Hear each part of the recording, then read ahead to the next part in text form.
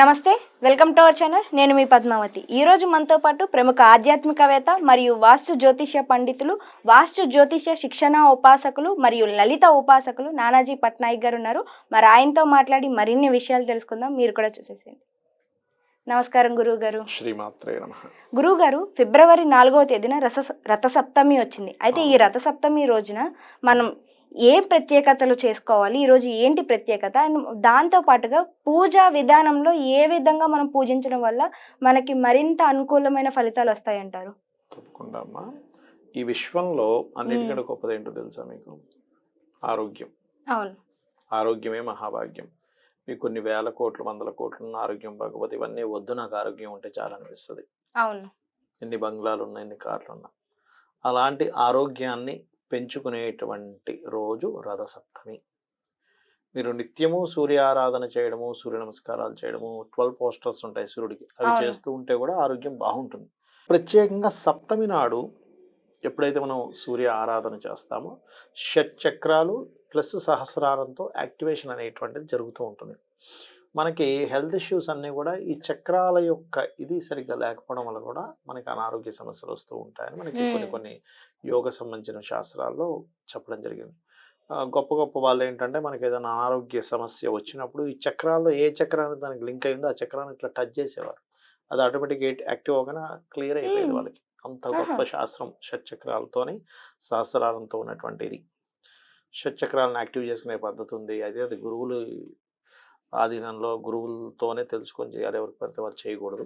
అయితే ఎవరైతే సప్తమి నాడు మనకి రేగి పళ్ళతోని అదేవిధంగా చిక్కుడుగాయలతోని ఒక బండిలా తయారు చేసి సూర్య భగవానుడి కోసమని ఆ రకంగా ఆ యొక్క చేసి సూర్య ఉపాసన చేస్తారు ఆ రోజు. సూర్యుడి యొక్క గొప్పతనం ఏమిటంటే ఆత్మకారకుడు అంటారు జ్యోతిష్ శాస్త్రంలో, వేదంలో కూడా ఆత్మకారకుడై. అయితే మీరు గనక నిత్యము సూర్యుడి ముందు కూర్చొని కొంచెంసేపు ధ్యానం చేస్తూ సూర్యుడితో ఒక అనుబంధాన్ని ఏర్పరచుకున్నట్లయితే మీరు ఏది అంటే సూర్యుడు దాన్ని విని మీకు సమాధానం కూడా ఇస్తారు. మీరు ఏదైనా ఒక మాట చెప్తున్నారు, స్వామి నాకు ఇట్లా పలానా ఎగ్జామ్లో రావట్లేదు, లేకపోతే నాకు పలానాది అనుకుంటున్నాను, సంకల్పం కుదరట్లేదు, ఏం చేయాలంటే మీకు తెలియకుండానే ఒక శబ్ద రూపంలో మీకు వినిపిస్తుంది. అది అందరికీ వినిపిస్తుంది, మీకు నాకు అందరికీ. ఎందుకంటే అందరికీ ఆత్మకారకుడు ఒక్కడే ఆయన.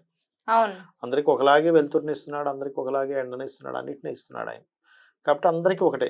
వీళ్ళకి కనిపిస్తాడంటే వీళ్ళకి కనిపించడం ఏం కాదు. కాకపోతే సూర్య భగవానుడి యొక్క స్థితిగతులు కనుక వాళ్ళ జన్మజాతకంలో బలంగా ఉంటే వాళ్ళకి కొంచెం తొందరగా ఎర్లీగా కనెక్ట్ అయ్యే ఛాన్సెస్ ఎక్కువగా ఉంటాయి.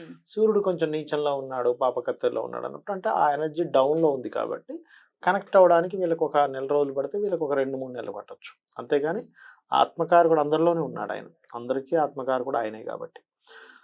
సో సూర్య ఉపాసన ఫస్ట్ ఆఫ్ ఆల్ మనకి ఇచ్చేటువంటి ఫలితం ఏమిటి అంటే, ఉపాసన అంటే ఇక్కడ దానికి కూడా అర్థం చెప్తాను నేను మీకు.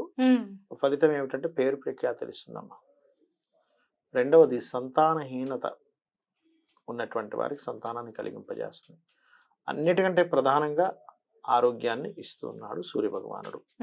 కంటికి సంబంధించిన జబ్బులు ఏమైనా చేస్తున్నాయి అనుకోండి, ఎవరికైనా ఇప్పుడు తొందరగా కళ్ళద్దాలు వస్తాయి కొంతమందికి, అది సైట్ వల్ల. కొంతమంది స్టైల్గా పెట్టుకుంటారు, బట్ కొంతమందికి సైట్ వల్ల వస్తూ ఉంటుంది, ఏజ్ వల్ల వస్తూ ఉంటుంది. వాళ్ళు కనుక చక్షుష ఉపనిషత్తు అని ఉంటుంది, చాక్షుష ఉపనిషత్తు. ఇది ప్రూవెన్ కాన్సెప్ట్. నాకు తెలిసిన చాలా మందికి కళ్ళు కొంచెం బ్లర్ అవుతున్నాయి, అయ్యో నేను ఇప్పుడు కళ్ళద్దాలు తీసుకోవాలా లేకపోతే ఏమిటి, ఏ మెడిసిన్ వాడాలనుకునేటువంటి వారికి నేను చెప్పినటువంటి ఇది దీనివల్ల అందరికీ కూడా 100 out of 100% పీపుల్కి చక్ష ఉపనిషత్తు కనుక వాళ్ళు చదువుకొని రోజు సూర్య భగవానుడి దగ్గర ధ్యానం చేసుకున్న వాళ్ళకి నార్మల్ అయిపోయాయి ఐస్.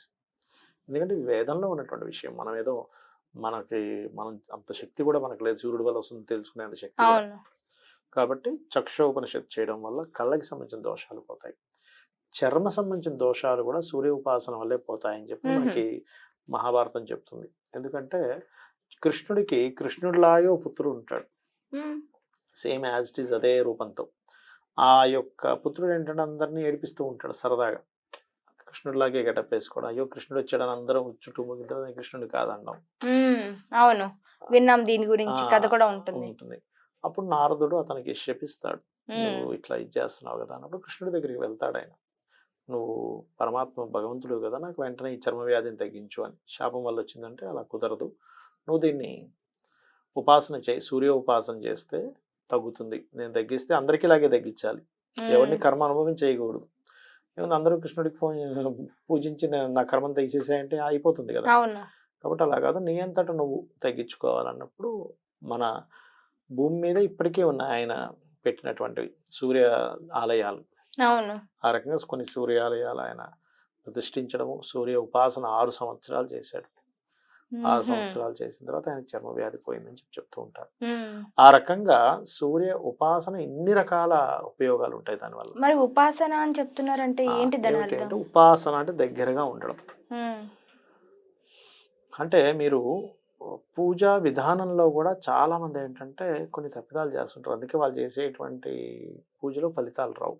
కారణం ఏమిటంటే, ఒకటి, మీరు ఏదైనా ఒక పూజ చేస్తున్నారు అనుకోండి అమ్మ, పంచోపచార పూజ అనుకుందాం కాసేపు. పంచోపచార పూజలో గంధం, పుష్పం, ధూపం, దీపం, నైవేద్యం.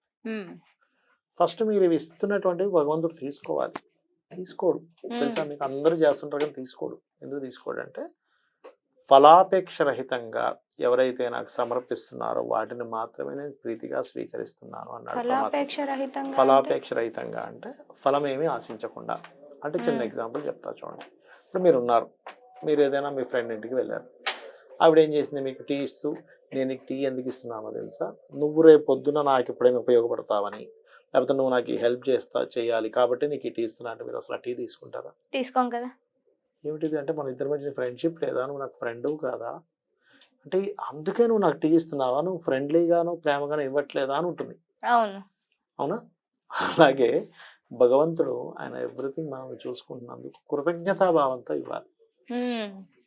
ఆ కృతజ్ఞతా భావాన్ని వదిలేసి ఎంతసేపు నాకు అది కావాలి, ఇది కావాలి, అందుకే నేను నీకు పెడుతున్నా అనేటువంటి భావంతో ఒక గంధం పెట్టినా, పుష్పం పెట్టినా, ధూపం చూపించినా, దీపం చూపించినా, నైవేద్యం పెట్టినా చేస్తా ఉంటే ఎందుకు తీసుకుంటాడు భగవంతుడు?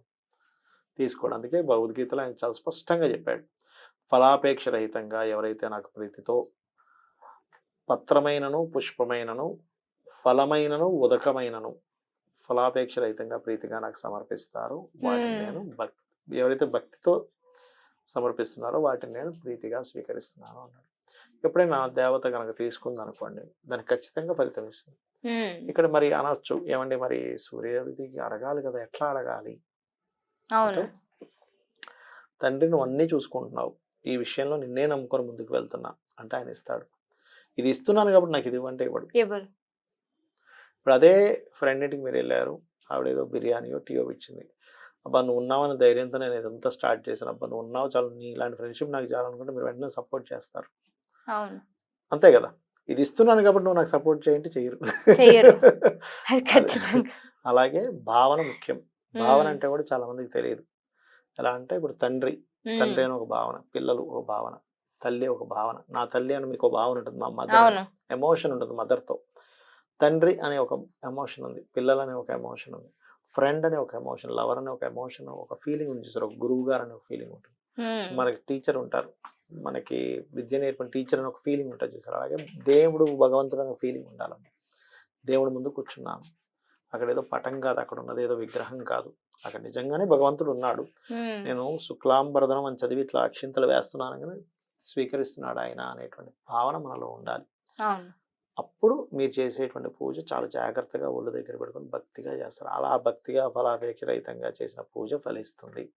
అప్పుడు మీరు అనుకున్న సంకల్పం నెరవేరుతుంది. నిజంగా గురుగారు చాలా చక్కటి సమాచారం మాకు అందించారు. నిజంగాను పూజ విషయంలో కావచ్చు, మనం చేసే తప్పిదాలు చాలా ఉంటాయి. ప్రతి ఒక్కరూ నేను ఖచ్చితంగా కరెక్ట్గా చేశాను అని చెప్తారు కానీ ఎవ్వరూ చేయరు. ఇలాంటి చిన్న చిన్న తప్పుల వల్లే మనకి కోరిన కోరికలు తీరట్లేదు అని అంటూ ఉంటారు. కొంతమంది చేస్తుంటారు, తెలిసిన వాళ్ళు, కొంతమంది చేయరు. అవును. సో తెలియని వాళ్ళు ఇక్కడి నుంచైనా దాన్ని సరి చేసుకుంటారు. ఇంత మంచి విషయాన్ని మాతో షేర్ చేసినందుకు నిజంగా ధన్యవాదాలు గురుగారు. మీకు